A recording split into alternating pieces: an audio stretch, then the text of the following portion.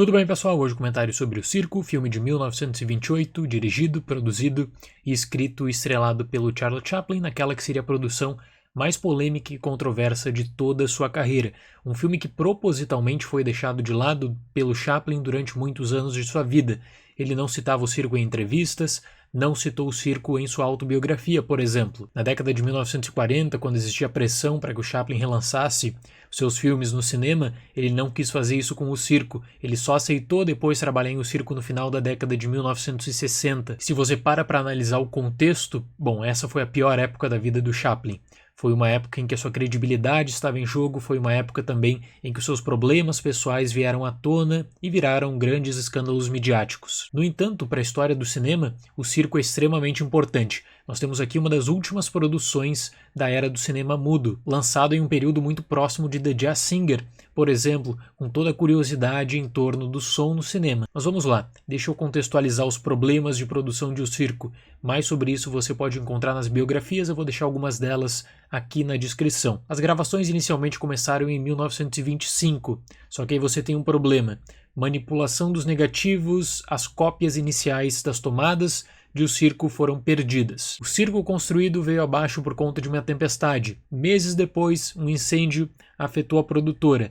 Na mesma época, você tem o divórcio do Chaplin com a Lita Grey, e aí a imprensa acabava publicando listas com nomes de possíveis amantes do Chaplin, acabava também publicando questões íntimas sobre o Charles Chaplin. Ele vai para a justiça por conta da Lita Grey, ele acaba fechando o divórcio no maior valor até então afirmado na história da justiça dos Estados Unidos, e ele passa por um bloqueio criativo, depressão, e com 37 anos de idade ele estava com quase todos os seus cabelos brancos. E aí quando ele volta a rodar o circo, o que acontece? A Receita Federal dos Estados Unidos começa a cobrar impostos que não haviam sido pagos da década anterior. Pedem como garantia direitos de propriedade justamente dos seus filmes, né? E aí você tem várias lendas urbanas. Uma delas é que após a rodagem de O Circo, ele acaba deixando todos os negativos em um depósito para evitar que eles fossem confiscados. Mas enfim, foi o período mais delicado da vida de Chaplin, o circo tinha tudo para ser cancelado e não foi. No total foram 3 anos de produção, com muitas pausas e muitos problemas na justiça. Com tudo isso, muitos biógrafos passaram a defender a visão de que o Chaplin ele odiava o circo. Não necessariamente o filme, ele odiava tudo que a produção representava, porque ele olhava para o circo e via aqueles 3 anos perdidos da sua vida. Ele deveria ter rodado o circo em 6 meses, acabou levando 3 anos para entregar o produto final. Fora isso, inúmeros processos de refilmagem, inúmeros problemas também na distribuição do filme. A história começa após um ladrão colocar uma carteira roubada no bolso do vagabundo, e logo temos uma perseguição que envolve a polícia. O vagabundo, por conta disso, acaba parando em um circo da região. Tecnicamente, o Chaplin ele aproveitou o circo para fazer alguns experimentos. Durante muitos anos, o Chaplin se acostumou com a comédia a partir da câmera fixa, que era sua aliada e até certo ponto também era uma marca registrada do humor do Chaplin. Outros realizadores da época gostavam muito do movimento da câmera, o Chaplin não. O Chaplin ele gostava mais dos efeitos, né? No entanto, aqui em O Circo, você tem uma cena que é muito interessante da câmera acompanhando a perseguição.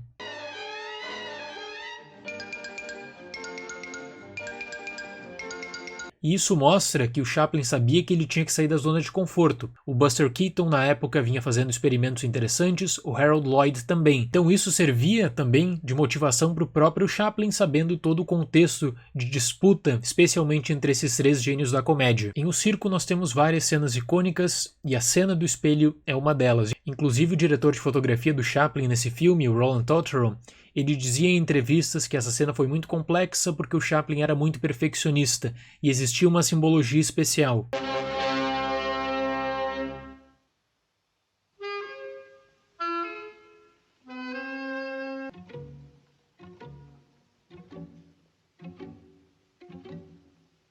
Dentro de tantas polêmicas, afinal, quem era o verdadeiro Chaplin? Então existe esse jogo dos reflexos, o vagabundo e o Charles Spencer Chaplin. E claro, em toda a filmografia você tem elementos autobiográficos do Chaplin, você tem questões sobre a identidade dele.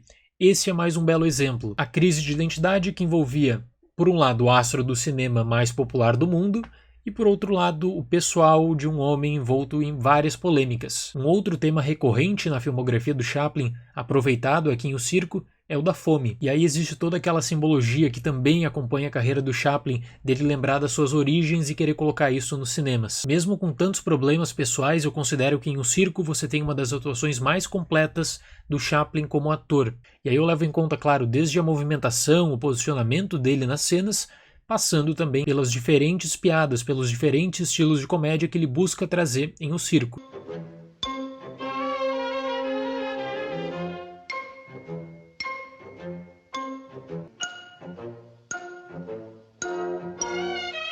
Uma boa leitura que você pode fazer a partir de O Circo tem em conta a relação do comediante com o público. Inicialmente, naquele circo, por exemplo, o público estava visivelmente entediado por conta dos mesmos números, sem qualquer novidade. E aplicando para o contexto da década de 1920, existia também essa pressão em torno dos realizadores, em torno dos produtores e do pessoal que trabalhava, especialmente na comédia pastelão. Você sempre tinha que se renovar. O nível de exigência era muito alto e, tendo em conta a concorrência do período, você tinha que se reinventar, apresentar coisas novas, coisas interessantes para o público. Então você tem, por um lado, aquele público entediado, e quando Chaplin entra no circo, tudo muda. Os aplausos, o encantamento, os sorrisos.